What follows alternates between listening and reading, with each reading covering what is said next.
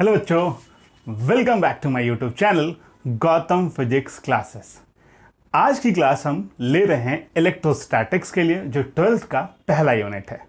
मेरे चैनल के साथ आप ट्यून्ड रहें कि आपको पता चलता रहेगा कि 11th और 12th की क्लासेस कब आ रही है। वैसे मैं सेपरेट प्लेलिस्ट में इन दोनों को अलग अलग रख दूंगा कि आप आराम से उन चैनल्स को देख सकें।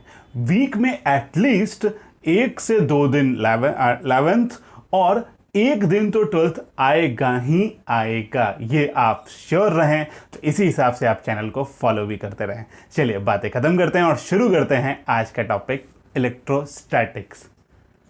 इलेक्ट्रोस्टैटिक्स पढ़ने के पहले हमें पढ़ना पड़ेगा चार्ज के बारे में। ऐसा क्यों है ये समझते हैं। जो 11th के सारे यूनिट्स थे ना, वो सब के सब यूनिट्स मास बेस्ड थे। आपको लगेगा ऐसा तो था नहीं, मैं आपको याद दिला देता हूं। Force mass into acceleration, work mgh, कुछ भी लिख देता हूं, फोर्स इंटू डिस्प्लेसमेंट या mgh, work done mgh। Moment of inertia half I omega square, ये काइनेटिक एनर्जी है, और I equal to M R square, ये काइनेटिक एनर्जी है, मोमेंट ऑफ इनर्शिया का। यानी बेटा जी जितने भी टॉपिक है ना, gravitational force gm1m2 by R square, thermodynamics mc delta T, यानी 11th का सारा टॉपिक मास बेस्ड था और 12th का सारा टॉपिक चार्ज बेस्ड है। समझते हैं इसको एक बार। पहला इलेक्ट्रोस्टैटिक्स, चार्ज एट रेस्ट। दूसरा यूनिट है हमारा current, flow of charge. Third unit magnetism, जब आप किसी चार्ज पार्टिकल को किसी फील्ड में डालें तो मैग्नेटिक इफेक्ट क्रिएट करता है वो, ठीक है, मैग्नेट। फिर वहां पे चार्ज। उसके बाद अगला ऑल्टरनेटिंग करंट। बेटा जी ये सारे यूनिट ऑप्टिक्स छोड़ के सारे यूनिट चार्ज हैं। और वापस मॉडर्न फिजिक्स जिसको आप बोलते हैं वो भी आपको वही पढ़ाता है। एटम्स, न्यूक्लियाई, सब में चार्ज, इलेक्ट्रॉन, प्रोटॉन, हर जगह चार्ज। तो 12th के सारे यूनिट चार्ज बेस्ड हैं। प्रॉब्लम पता है कहाँ है? प्रॉब्लम यहां है कि मास ना हमारे साथ बचपन से चलता है। जब से हम पैदा होते हैं ना, तब से मास चलता है। तो हमें ना इसके बारे में सोचने में थोड़ा कम टाइम लगता है। लेकिन चार्ज ना हमने अभी अभी शुरू किया होता है, या बहुत ज़्यादा बेसिक्स नहीं है। हो सके तो कुछ बच्चों के पास चार्ज के अच्छे बेसिक्स होंगे, मैं उनको डिनाई नहीं कर रहा हूं। लेकिन जिनके पास बेसिक हैं वो भी, और जिनके पास बेसिक नहीं है वो भी, इस टॉपिक को ध्यान से देखें, इस टॉपिक को, क्योंकि यहां से आपको चार्ज का बेसिक रूट समझेगा, चार्ज को समझने में मदद मिलेगी। सबसे पहले मैंने डेफिनेशन लिख दिया है। चार्ज क्या होता है? चार्ज एक फिजिकल क्वांटिटी है। इस मैंने कैपिटल भी लिखा है। चार्ज एक फिजिकल क्वांटिटी है जो कि मैटर को एक्सपीरियंस कराता है इलेक्ट्रिक फोर्स, जब इसे किसी दूसरे मैटर के पास रखा जाता है। हम इलेक्ट्रिक फोर्स ये सब की बातें करेंगे, टाइम टू टाइम हम सब कुछ बात करना शुरू करेंगे। अभी सिर्फ आप इन चीज़ों को समझे चार्ज की तरह से। बेटा जी चार्ज समझना आपको 10 यूनिट में बहुत ज़्यादा काम देने वाला है, इसलिए चार्ज को तो ज़रूर से ही समझते रहें। आइए देखते हैं अगली बात चार्ज के बारे में। चार्ज एक फिजिकल क्वांटिटी है, ये आपके पास डेफिनेशन है, आपने लिख लिया होगा। दूसरी बात, एक एक करके, शायद इसमें से कुछ आपको आता भी होगा और कुछ नहीं आता है, वो तो ज़रूर नोट करते हैं, और आने वाला भी आप नोट कर लेंगे। चलिए, कितने टाइप के चार्ज? ऑब्वियस 2 टाइप के, पॉजिटिव एंड नेगेटिव। सही बात है, 2 टाइप्स के चार्ज हैं, पॉजिटिव और नेगेटिव। अच्छा, किसको पॉजिटिव कहते हैं, किसको नेगेटिव कहते हैं? किसको पॉजिटिव कहते हैं और किसको नेगेटिव कहते हैं? पॉजिटिव चार्ज उनको कहते हैं जो इलेक्ट्रॉन रिलीज कर रहे हैं, और नेगेटिव चार्ज उनको हम कहते हैं जो इलेक्ट्रॉन अपने पास एक्सेप्ट कर रहे हैं। बिल्कुल ठीक है, इलेक्ट्रॉन ही है। क्यों बोला मैंने? क्योंकि इलेक्ट्रॉन उसके आउटर मोस्ट ऑर्बिट में होता है। सही समझा है, ठीक है। आइए दूसरी बात, it is a scalar quantity. It is a scalar quantity. पता है यहां ना कुछ लोगों को कंफ्यूजन होता है कि दो टाइप का नेचर है, पॉजिटिव नेगेटिव, ये तो स्केलर कैसा वेक्टर हुआ ना। नहीं बेटा जी, चार्ज एक स्केलर क्वांटिटी है, ये बात आप एकदम श्योर रहें, ये एक स्केलर क्वांटिटी है। ऐसा यूनिट इसका क्या है बेटा जी? ऐसा यूनिट है कूलम। कहां से आता है ये भी हम देखने की कोशिश कर लेंगे, कहां से आया है ये कूलम ये भी हम पता लगा लेंगे, बहुत बहुत बड़ा इशू नहीं है। ऐसा यूनिट है इसका कूलम। चलिए, ये सब में से मेजोरिटी बातें आपको पता होंगी। अच्छा हाँ, एक बात और जो मुझे इस चैप्टर में बहुत ज़रूरी लगता है आपको पता हो, इलेक्ट्रॉन का चार्ज एंड मास,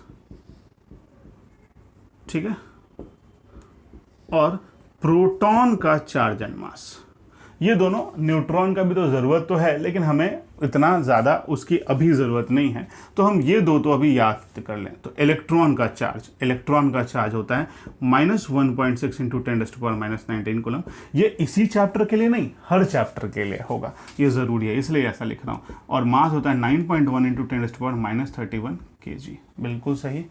दूसरा, प्रोटॉन का चार्ज होता है +1.6 इंटू 10⁻⁻19 कूलम। बिल्कुल, देखिए चार्ज सेम है, नेचर ने इन दोनों को अलग बनाया ही नहीं है, सिर्फ एक पॉजिटिव और दूसरा वो है। मास होता है बेटा जी 1.67 इंटू 10⁻⁻27 kg। याद रखिएगा, प्रोटॉन हमेशा बड़ा होता है इलेक्ट्रॉन से, मास ज़्यादा होता है, बड़ा मतलब मास ज़्यादा होता है इलेक्ट्रॉन से। ये बातें हो गई एक बोर्ड में, आप ध्यान से इसे लिखते रहें और फिर मैं आगे आपसे बात करना चाहता हूं चार्ज के अगली चीज़ों के बारे में। ठीक है, सेकंड टॉपिक पे हम रिटेन करते हैं, आप इसे लिखें पहले। चार्ज को ना बेसिकली हम दो पार्ट में डिवाइड करते हैं, कंडक्टर और इंसुलेटर। तो मैंने ये नहीं लिखा है, आपको पता होगा, ये सबको ऑलमोस्ट पता होता है, इसलिए ये वाला पॉइंट मैंने लीव कर दिया है। ठीक है, अब हम नेक्स्ट टॉपिक पे आते हैं जिसका नाम है ट्रांसफर ऑफ चार्ज। ये इंपॉर्टेंट टॉपिक है, इसमें से मेजॉरिटी आपको नहीं पता होगा, इसलिए यहां से आप अटेंटिव हो जाएं। ट्रांसफर ऑफ चार्ज, पहला चार्ज का ट्रांसफर सोचते हैं, इसे कहते हैं चार्जिंग बाय कंडक्शन। ठीक है, कंडक्शन, यहां आएंगे समझेंगे इसको, कंडक्शन, जिसको ब्रैकेट में आप लिख सकते हैं फिजिकल कॉन्टैक्ट।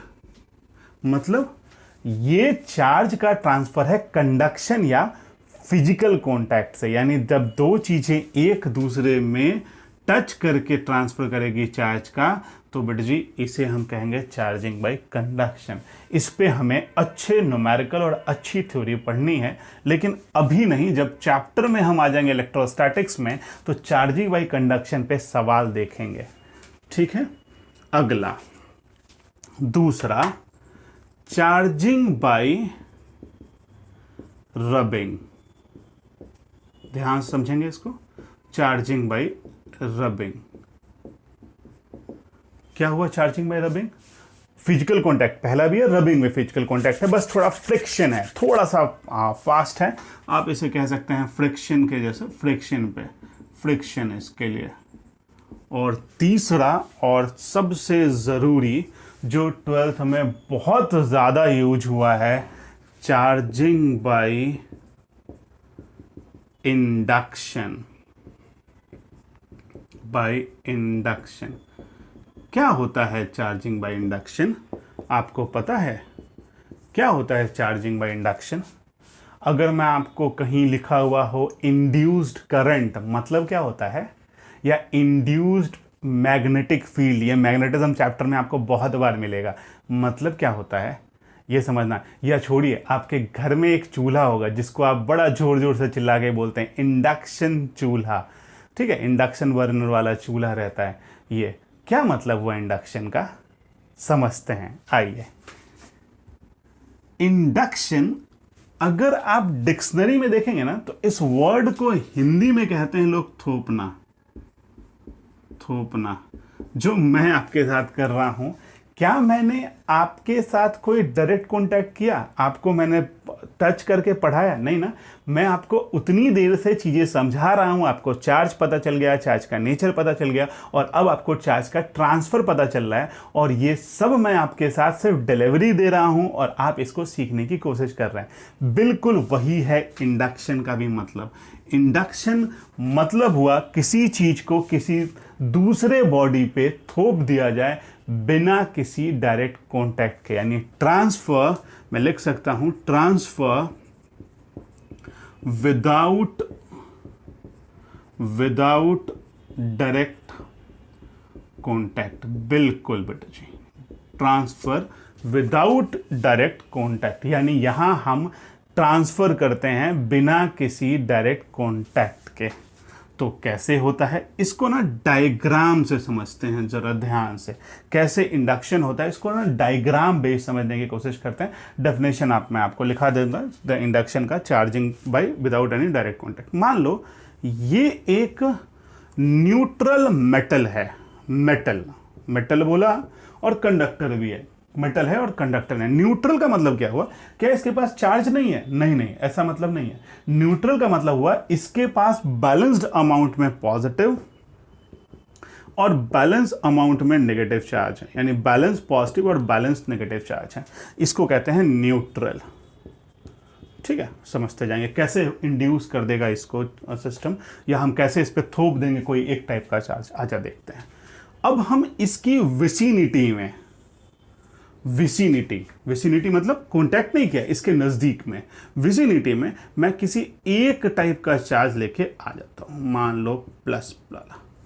जैसे ही इसके विसिनिटी में, ये पहला नंबर डायग्राम का सेट हो गया, जैसे ही इसके विसिनिटी में हमने दूसरा चार्ज का सेट लाया, एक चार्ज सेट लाया जिसके पास एक टाइप का चार्ज था, मैंने पॉजिटिव अज्यूम कर लिया, पॉजिटिवली चार्ज ले आया हूं मैं, इसके पास लाया हूं।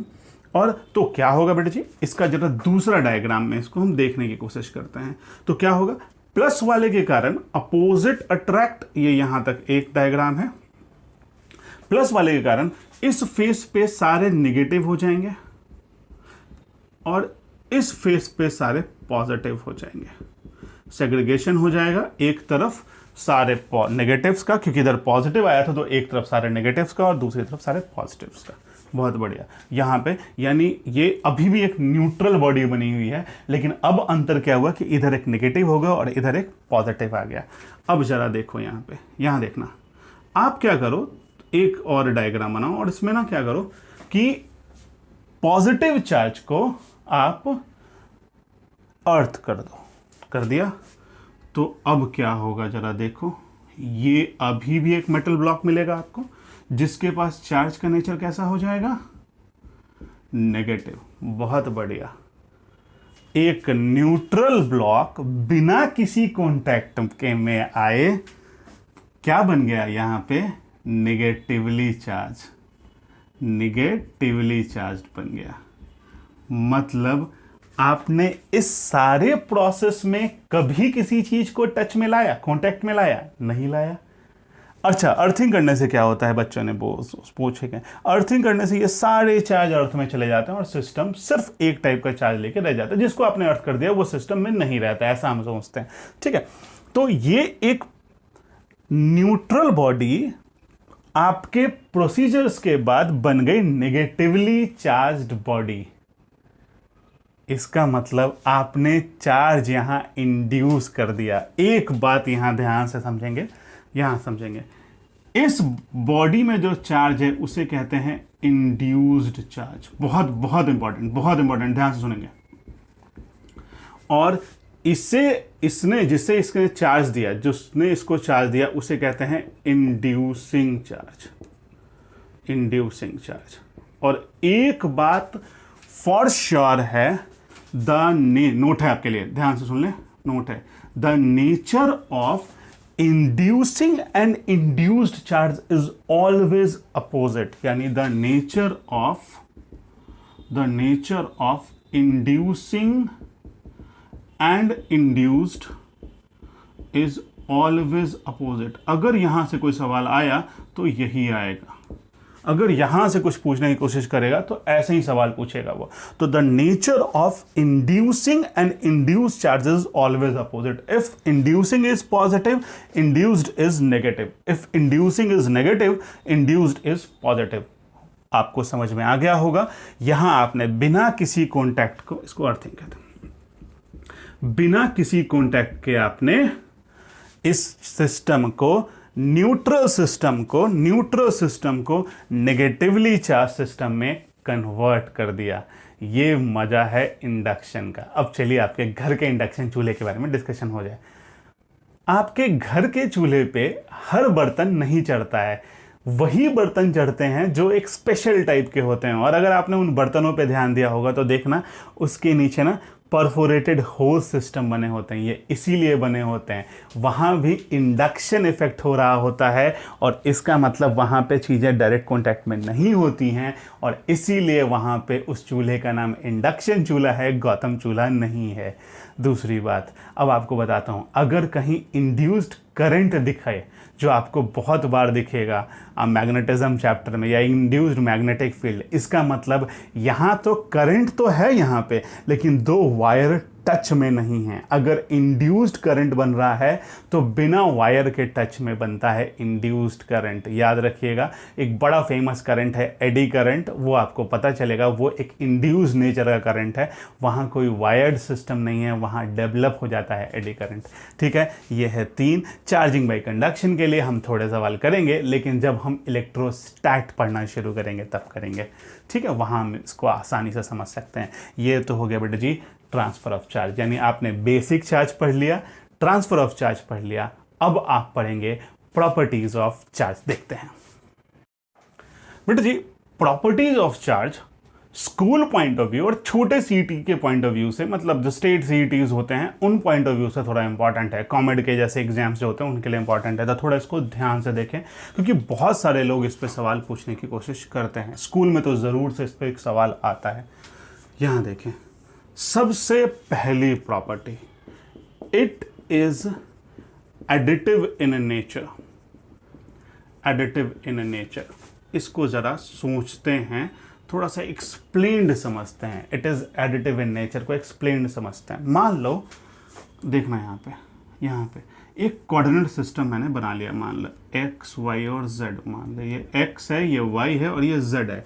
मान लो एक कोऑर्डिनेट सिस्टम बना दिया और मैंने कुछ लिखा कि एक चार्ज ओरिजिन पे है जो 5 कूलम का है और ये कोऑर्डिनेट सिस्टम एक सिस्टम के अंदर है। मतलब ये एक डब्बा है जिसके अंदर ये कोऑर्डिनेट सिस्टम बना दिया जो तीनों तरफ है, एक्स में भी है, वाई में भी है और जेड में भी। समझ में आ रहा होगा, शायद आप समझ भी पा रहे, विजुलाइज भी कर पा रहे होंगे इसको। 5 कूलम चार्ज मैंने डाल दिया 0 0 और 0 पे, ठीक है, यानी ओरिजिन पे। और एक -10 कूलम मान लिया, -10 कूलम चार्ज मान लिया मैंने, ले लिया मैंने यहाँ पे ये 1 ले लेता हूँ, ये 1 ले लेता हूँ और ये पीछे की तरफ है तो -1 भी, ये पीछे, चलो 2 ही कोऑर्डिनेट में कर लेता हूँ, 1 1 और 0 पे, ठीक है, ये दे दिया, ये हो गया। यानी 5 कूलम चार्ज ले लिया मैंने 0 0 0 पे और -10 कूलम चार्ज ले लिया मैंने 1 1 और 0 पे। अब आप बता सकते हैं what is the charge in the system, यानी what is the charge in the system. System में कितना चार्ज है, सिस्टम में चार्ज कितना है, system charge equal to what, बता सकते हैं, समझेंगे। इस सिस्टम में सिर्फ -5 कूलम चार्ज है, इतना ही चार्ज है। कैसे पता चला? आपको लग रहा होगा कि ये तो 0 0 0 पे है, ये 1 1 0 पे है, तो इन दो, और ये एक माइनस नेचर का है तो इनका पोजीशन है हमने दे दिया आपको, और पोजीशन दे दिया और फिर भी मैं बोल रहा हूँ सिर्फ 5 कूलम चार्ज है। बेटा जी ये सिर्फ मूर्ख बनाने का डेटा था। चार्ज बिल्कुल डिपेंड नहीं करता कि कहाँ है, क्यों है, कैसा है, बस उसे एक सिस्टम के अंदर होना चाहिए और जो उसका मैग्नीट्यूड है उस हिसाब से जोड़ दे। तो यानी 5 plus of -10 equal to -5 coulomb, बस इसका आंसर है -5 कूलम। मतलब कि आपको कहीं नहीं देखना है, चाहे इलेक्ट्रोस्टैट हो या कोई भी चैप्टर हो, अगर वहाँ चार्ज मिले तो चार्ज सिर्फ ऐड होगा। अगर वो 5 में है और दूसरा -0 पे है, कहीं -3 पे है और +5 पे है, इससे कोई फ़र्क नहीं पड़ता। ये सिर्फ मूर्ख बनाने वाला डेटा होता है जिनसे आप परेशान हो जाते हैं। समझ में आ गया होगा, it is additive in nature. सवाल इस पे बन जाते हैं तो ध्यान देंगे। सेकेंड प्रॉपर्टी हम देख लेते हैं, सेकेंड प्रॉपर्टी की बात कर लेते हैं बेटा जी। It is conservative. ज़रा इसको भी ध्यान से समझें, ये स्कूल बेस्ड प्रॉपर्टी है, इसमें स्कूल में ही ऐसे आता है इट इज़ कंजर्वेटिव वाले क्वेश्चंस पूछते हैं। जैसे मैं आपको बताता हूँ, आपको कंजर्वेशन ऑफ एनर्जी वाला फॉर्मूला याद है, डेफिनेशन याद है? तो energy of a system is said to be conserved, ठीक है, यानी energy of a system is said to be conserved, it does not lapse its energy, it only transfer from one source to another source. यानी isolated system की energy हमेशा conserve रहती है, अगर उसके आसपास में कुछ हो रहा होगा तो भी वो एनर्जी उसको ट्रांसफ़र करके दे देती है खाली, इसके अलावा वो कुछ भी नहीं करके देती है। बेटा जी बिल्कुल वैसा ही यहाँ पे है कंजर्वेटिव का भी मतलब अगर किसी सिस्टम में चार्ज है और वो चार्ज आइसोलेटेड है तो उस चार्ज का कोई नुकसान नहीं होगा, ऐसा नहीं कि चार्ज वेस्ट हो जाएगा। जैसे एग्जाम्पल मैं बताता हूँ, यूरेनियम, आपको पता है यूरेनियम 92 और 238 यही होना चाहिए शायद इसका नंबर। इसके साथ रेडियो एक्टिविटी हो जाती है, यानी इसमें फ्यूजन वाला प्रोसेस हो जाता है, रेडियो एक्टिविटी हो जाती है। बिल्कुल सही है, एक्चुअली फ्यूजन होता है, ब्रेकेज होता है इसका। तो बेटा जी यहाँ रेडियो एक्टिविटी होती है। तो अगर मेरे को किसी ने बता दिया कि ना ये ना थोरियम 90 और 234 में ब्रेक हुआ है और +x में, तो आप बता सकते हैं x की वैल्यू क्या होगी, नंबर और मास की बता सकते हैं? x की वैल्यू होगी बेटा जी 90 + 2 92 और 234 + 4, यानी x की वैल्यू होगी 2 और 4। और ये एलिमेंट शायद आपको पता होगा, इस एलिमेंट का नाम है हीलियम। बिल्कुल सही, यानी ये कंजर्वेटिव नेचर का है, अगर सिस्टम आइसोलेटेड है तो उसे कुछ नहीं हो सकता। It is conservative in nature, it is additive in nature, it is conservative in nature. इसका डेफिनेशन थोड़ा सा पार्ट है, वो कवर कर लीजिएगा आप लोग ध्यान से, मैंने बोल दिया है, शायद हिंदी इंग्लिश दोनों में आपने लिख लिया होगा। तो ये conservative in nature. Third point, quantization of charge. ये जो प्रॉपर्टी है ना, इस पर बहुत डिस्कशन होना है, ध्यान देंगे। नेक्स्ट टॉपिक है क्वांटाइजेशन ऑफ चार्ज। इसको मैंने इतना इंपॉर्टेंट इसलिए बोला कि इलेक्ट्रोस्टैट का बेस भी यही है। जो कूलम्ब्स लॉ आपने 10th में पढ़ा होगा, उसका बेस भी क्वांटाइजेशन थ्योरी है। क्या मतलब होता है क्वांट का? क्वांट का मतलब होता है पैकेट, और ये थ्योरी कहती है कि चार्ज कंटिन्यूअस नहीं है, चार्ज पैकेट में ट्रेवल करता है। जबकि मैं आपको बताऊं ऐसा नहीं है, चार्ज कंटिन्यूअस भी होता है। लेकिन हमें इलेक्ट्रोस्टैट का स्टार्ट लेने में इसी थ्योरी की मदद लेनी पड़ती है। बाद में हम कंटिन्यूअस चार्ज के लिए भी इलेक्ट्रोस्टैटिक्स को देखना शुरू करते हैं, या इलेक्ट्रोस्टैटिक करंट हर को कंटिन्यूअस के लिए देखना शुरू करते हैं। तो ध्यान दीजिएगा कि चार्ज, इस थ्योरी के हिसाब से चार्ज पैकेट्स में ट्रेवल करता है, यानी according to this theory the charge travels in discrete packets instead of, ठीक है, इंस्टेड ऑफ कंटिन्यूटी, यानी डिस्क्रीट पैकेट में इंस्टेड ऑफ कंटिन्यूटी, यानी कंटिन्यूअस की जगह ये डिस्क्रीट पैकेट्स में ट्रेवल करता है, ऐसा ये बोलता है। अच्छा एक बात बताइए, आपके पैकेट में कितना पैसा होता है ये तो आपको पता होता है, या आपको अंदाज होता है पता, अगर एग्जैक्ट ना हो तो पता होता है जब 200 हैं 250 हैं ऐसे। तो बेटा जी पैकेट में जब चार्ज ट्रेवल करता है ना, तो वहाँ इनको भी, सिस्टम को पता होता है कि कितना चार्ज है हमारे पैकेट में। जैसे उसका जो फॉर्मूला होता है Q इक्वल टू होता है ±NE, where N is integer. इसके बारे में समझेंगे, मतलब ये 1 2 3 4 and so on, and E is आपको भी पता है चार्ज का वैल्यू, चार्ज। तो यानी क्या कहता है, according to this theory the charge travels in discrete packets instead of continuous, given by the total charge of the system is equal to q is equal to plus minus ne coulomb। इसका unit हो गया plus minus ne coulomb, where n is integer 1 2 3 4 5 6 7 8 और e is charge 1.6 into 10⁻⁻19 plus minus accordingly आप आगे लिखा है, तो आप उस हिसाब से इलेक्ट्रॉन तो नेगेटिव और प्रोटॉन तो पॉजिटिव। रुकिए, ये इंटीजर का मतलब क्या हुआ, जरा सोचते हैं। मतलब ये हुआ कि सिस्टम में 17 कूलम चार्ज हो सकता है। System can have 17 coulomb charge, a system can have 18 coulomb charge but it can't have 17.5 coulomb charge।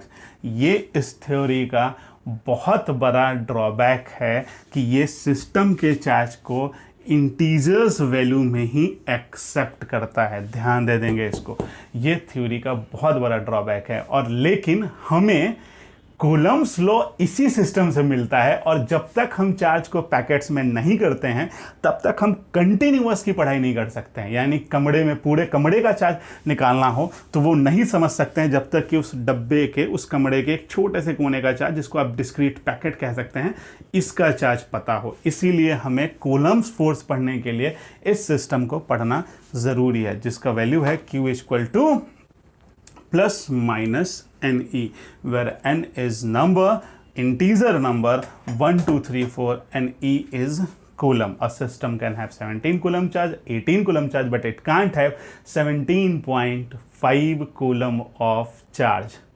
इस चीज को ना थोड़ा एक न्यूमेरिकल से समझने की कोशिश करते हैं, शायद आपको और बेहतर समझ में आएगा। बेटा जी, क्वेश्चन है, a polythene piece is rubbed with wool acquires a negative charge of 3.2 into 10⁻⁻7 coulomb. ये है क्वेश्चन अपना। अब इसमें दो सवाल उसने पूछे हैं, find the number of electron transferred और इज इट पॉसिबल, मतलब उसने पूछा है कि बताओ कितने इलेक्ट्रॉन ट्रांसफर होंगे और क्या ये क्वांटाइजेशन थ्योरी से पॉसिबल है। क्योंकि क्वांटाइजेशन थ्योरी ने तो हमें क्या है ना बेटा जी, क्योंकि क्वांटाइजेशन थ्योरी ने तो हमें बोला है कि ये सिर्फ ट्रांसफर करेगा होल नंबर्स में, तो इंटीजर्स में 1 2 3 4 5 वाले में।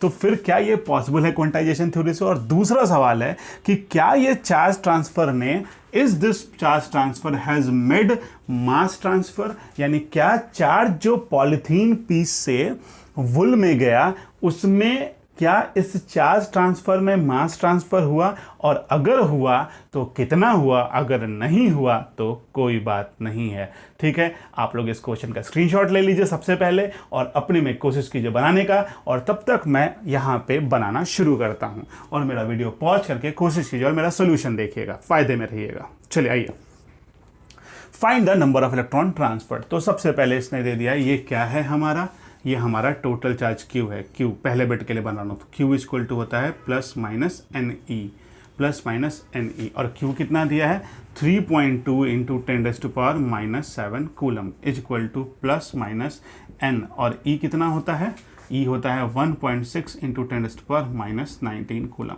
ठीक है, तो n नंबर निकल जाएगा यहाँ से, माइनस है, माइनस साइन के साथ, क्योंकि ये माइनस ही है, इलेक्ट्रॉन है, तो मैं माइनस यहाँ लगा देता हूँ डायरेक्टली। तो n इज इक्वल टू निकल जाएगा 3.2 इंटू 10⁻⁻7 अपॉन 1.6 इंटू 10⁻⁻19, 16 से ये 2 टाइम्स में कट गया, और ये हो गया 19 से ये ऊपर चला गया, तो ये हो गया बेटा जी 2 इंटू 10⁻⁻7 और ऊपर गया प्लस 19, तो हो गया ये प्लस 12।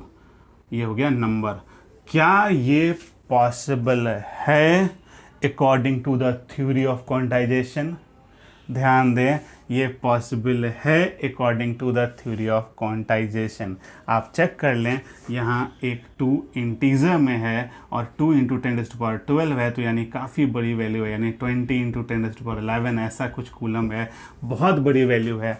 तो ये पॉसिबल है क्वांटाइजेशन थ्योरी से। ठीक है, चलिए, ये पॉसिबल है क्वांटाइजेशन थ्योरी से, ये पहला सवाल का जवाब आ गया। ठीक है, अब इसने पूछा है कि इतना कूलम इलेक्ट्रॉन ट्रांसफर हुआ है, यानी इज दिस चार्ज ट्रांसफर, और कितना हुआ ये चार्ज ट्रांसफर? ये चार्ज ट्रांसफर हुआ है 2 × 10⁻12 coulomb. Is this charge transfer, ध्यान से देखेंगे इस बिट को, यह बिट समझना जरूरी है। Is this charge transfer has made mass transfer, यानी इस चार्ज ट्रांसफर से मास ट्रांसफर हुआ है, अगर हुआ है तो कितना हुआ है, और नहीं हुआ है तो कोई बात नहीं। तो पहले एक बात बताइए कि क्या ये चार्ज ट्रांसफर ने मास ट्रांसफर किया होगा? सही बात है, जब इतना, ये सी कहाँ से आ गया? तो नंबर ऑफ इलेक्ट्रॉन से, हाँ, जब ये इतना इलेक्ट्रॉन ट्रांसफर हुआ है, सी तो और सी तो कट गया होगा ना, ऊपर और नीचे ये सी और सी कट गए होंगे, तो इतना इलेक्ट्रॉन ट्रांसफर हुआ है, तो अभी तो आपने देखा था कि इलेक्ट्रॉन का मास भी होता है, तो यानी इतना इलेक्ट्रॉन ट्रांसफर हुआ है तो मास भी ट्रांसफर हुआ होगा। मैं आपको बताता हूँ कितना ट्रांसफर हुआ होगा। अब जरा बता, एक इलेक्ट्रॉन का मास होता है 9.1 × 10⁻31। ठीक है, ये बी बिट बना रहा हूं। तो अब बताओ हमारे कि 20 × 10⁻11 इलेक्ट्रॉन से कितना मास ट्रांसफर हुआ होगा? तो 20 × 10⁻, यहाँ पे लिखा हुआ है वैल्यू, आपको अगर दिक्कत हो रही है तो 20 यानी यस, पहले तो आंसर आ गया यस, क्योंकि 1 electron transfer this much number of kg मास। तो आवर 2 × 10⁻12 कूलम नंबर है, विल ट्रांसफर कितना हो जाएगा? 9.1 × 10⁻31 इंटू कितना हो जाएगा? न्यूट्रीमीटर, एक इलेक्ट्रॉन का इतना है तो इतने इलेक्ट्रॉन का कितना हो जाएगा? इतना इलेक्ट्रॉन है आपके पास, तो कितना हो जाएगा? 9.1 × 10⁻31 इंटू 2.2 × 10⁻12।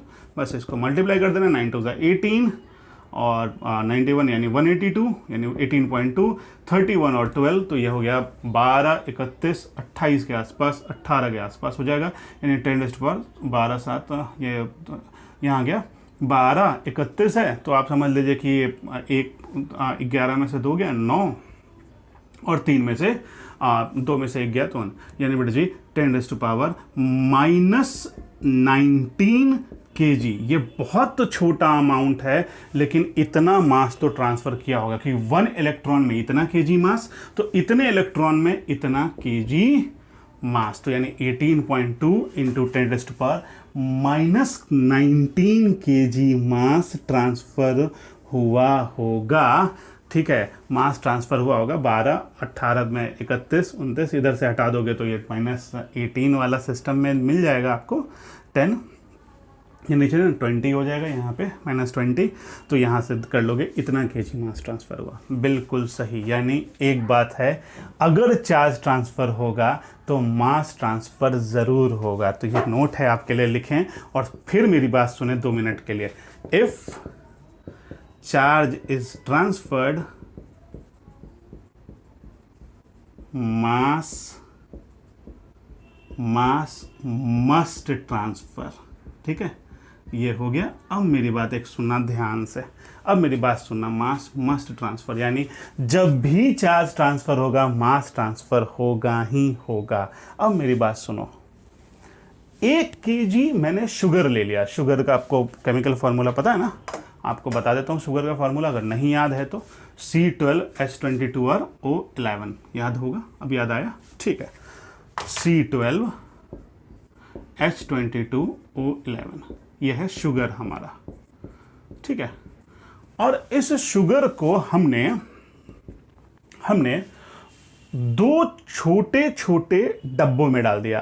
बड़ा अमाउंट के डब्बे हैं वो, तो इसका मतलब कि शुगर में मास ट्रांसफ़र हो गया ना। कितना हो गया? एक डब्बे में कितना मास आया?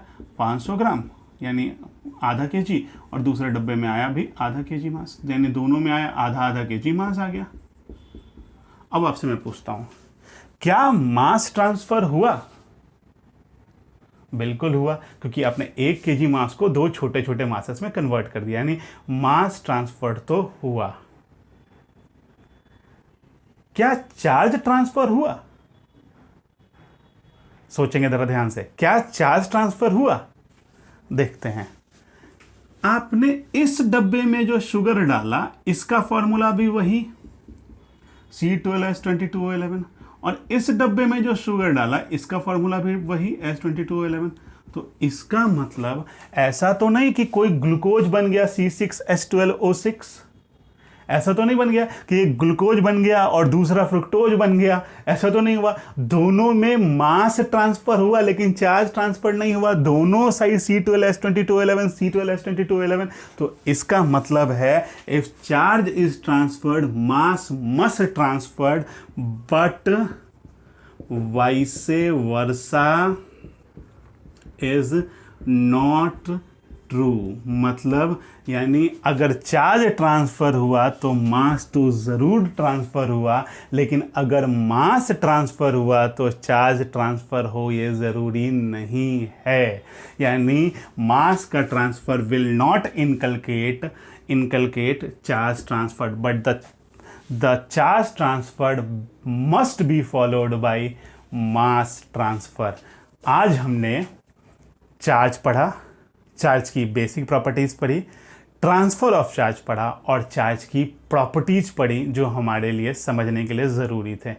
नेक्स्ट क्लास में हम पढ़ेंगे कूलम्ब्स लॉ। वीडियो देखते रहिए, मैं प्लेलिस्ट में इसको एक बना के डालता रहूँगा और ध्यान देते रहिए, हर वीक में वीडियो डाल दूँगा। इसमें थोड़ा लंबा वीडियो हो रहा है क्योंकि मुझे बहुत सारे टॉपिक्स कवर करने हैं, आपके साथ काम करना है, क्योंकि मैं पूरा फ्री लेक्चर देना चाहता हूं आपको 11th और 12th फिजिक्स का पूरा फ्री प्लेटफॉर्म जिसमें हर तरह के सवाल मैं सॉल्व कर सकूं। मिलते हैं अगली क्लास में जब हम डिस्कस करेंगे कूलम्ब्स लॉ के बारे में। चलिए बेटा जी, बाय।